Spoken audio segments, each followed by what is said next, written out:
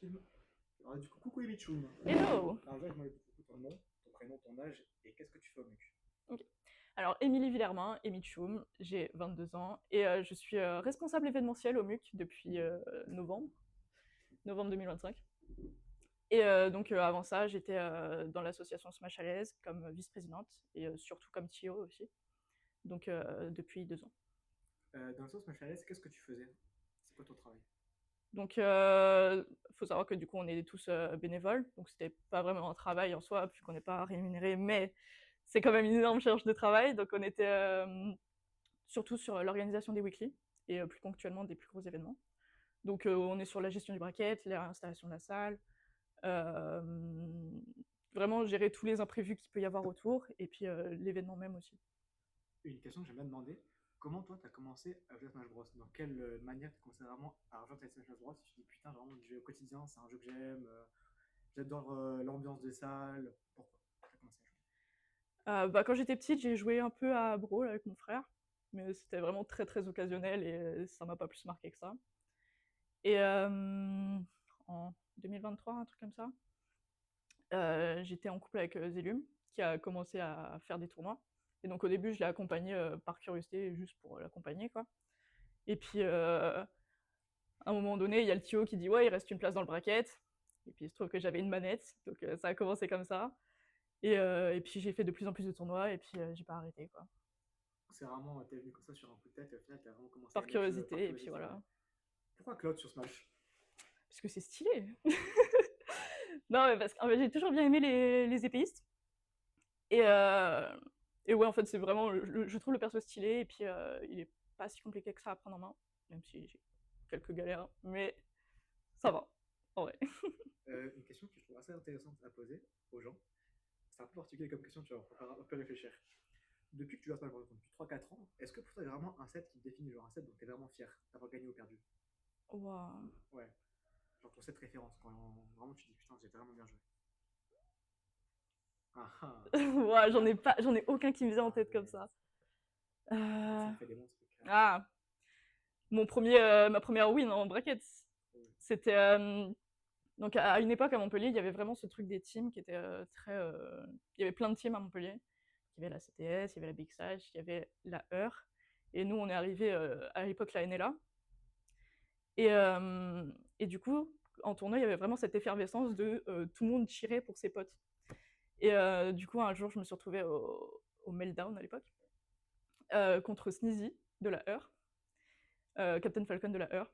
Et c'est ma première win en bracket. Je me souviens que vraiment je tremblais comme ça, il y avait tout le monde qui hurlait derrière et ça m'a marqué aussi, ouais, comme ça. Entre la Smash Bros de avant, donc 2023 quand tu as commencé, et aujourd'hui, c'est quoi la différence vraiment que tu notes par rapport à avant? Qu'est-ce qui a changé? Bah en fait, il y a eu un énorme roulement de joueurs. Il y a plein de joueurs qui viennent plus du tout et il y a plein de nouvelles têtes. Et d'un côté, c'est rafraîchissant et en même temps, on a perdu ce côté effervescence des teams. Mais ça commence à revenir un peu, j'ai l'impression, avec les nouvelles teams, la Trou, la équipe, toutes les plus petites teams comme ça qui arrivent. Donc, en fait, c'est vraiment ce côté renouvellement qui m'apparaît le plus. Genre. D'accord. Est-ce qu'il y a un genre dans la communauté montpelliéraine qui t'impressionne vraiment, où tu te dis putain, lui il est fort? Comment ne pas être biaisé? Ouais, bah ouais, tu peux. Je peux dire mon amoureux, Oui, bien bah, bien sûr. sûr, bah, ça va. Voilà, Je sais ce que tu bisote. penses, ouais. Ouais, bah, en fait, je vois l'énergie qu'il met dedans. Quand il y a des soirs, il est là et je vais aller lab. Et moi, je suis là, bon, bah, régale-toi. Et ouais, c'est vraiment ce côté, je vois toute l'énergie qu'il met dedans. Et en fait, je vois aussi beaucoup de joueurs, des joueurs qui sont arrivés plus récemment qui se la donnent aussi. Le Twix, l'Iron qui bougent beaucoup. Toi aussi, entre autres, vraiment, tu vois, c'est des joueurs qui se la donnent beaucoup. Et c'est intéressant à voir aussi leur parcours. Est-ce que dans un futur proche, tu penses qu'il y a un joueur montpelliérain qui peut vraiment peut-être faire un peu percer la scène parce que t'es pas très bon à Montpellier? Hmm, Est-ce que tu vois quelqu'un qui peut vraiment changer cette vision-là de Montpellier? je sais pas. Ça dépend des opportunités que les joueurs ont. Ça demande que les joueurs ils bougent en dehors de Montpellier. Et on est beaucoup bloqué à Montpellier en vrai.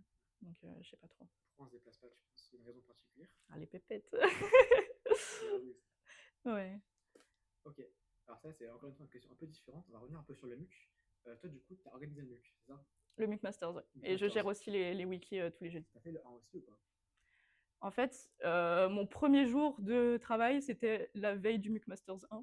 Donc l'event était déjà organisé et vraiment Darin m'a dit « Tiens, tu gères l'event aujourd'hui ». Mais dans ce cas-là, le 2, est-ce que tu peux me dire comment tu l'as organisé? Donc un peu comment ça s'organise, donc faire les messages, par requêtes, etc. Genre voir un peu l'ensemble des choses qui sont faites. Et en combien de temps, du coup, est-ce que ça prend du temps? Est-ce que c'est difficile? Et ensuite, un peu dire l'équipe leader, combien vous êtes? Est-ce qu'il y a des rôles? Alors, à l'issue du MUC Masters 1, il s'est passé peut-être quelques semaines, le temps que ça se repose, qu'on règle les derniers détails du 1 aussi. Et ensuite, comme c'est un tournoi qui a lieu tous les 3 mois, on a mis à peu près 2 mois, je pense, à organiser tout ça. Donc 2 mois, 2 mois et demi.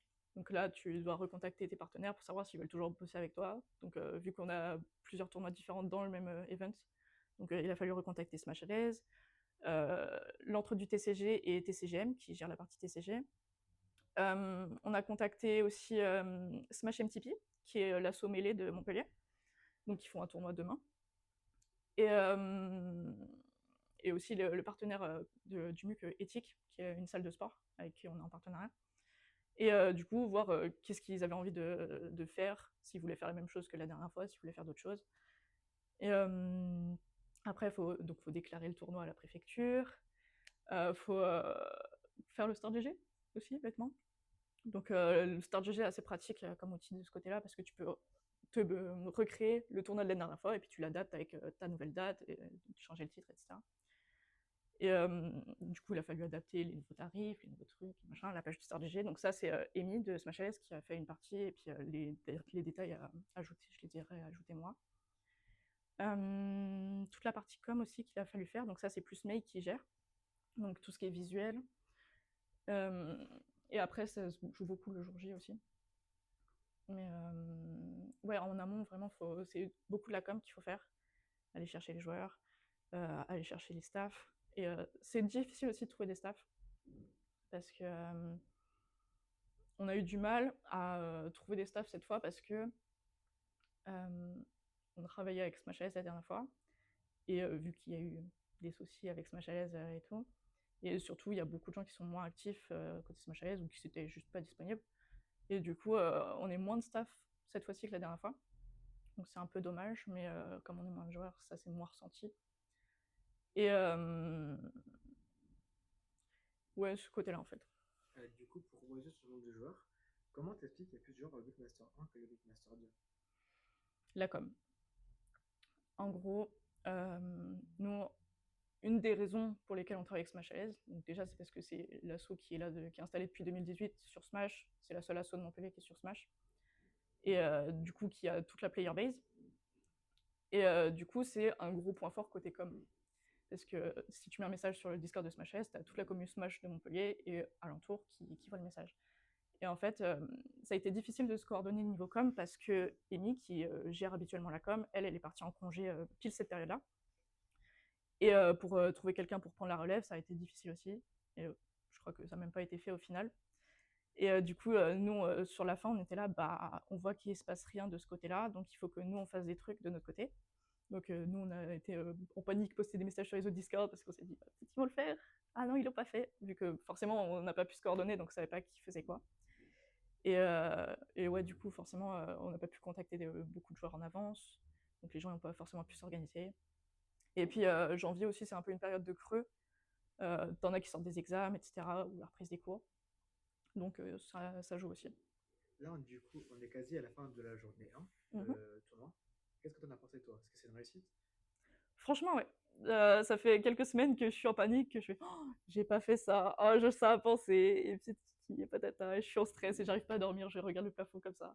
Et en fait, ça s'est super bien passé, donc je suis contente. Même si on avait moins de joueurs, l'ambiance était là, les gens sont contents, donc c'est cool. Du coup, à Montpellier, avec ce tournoi, tu as aussi ramené des Toulousains.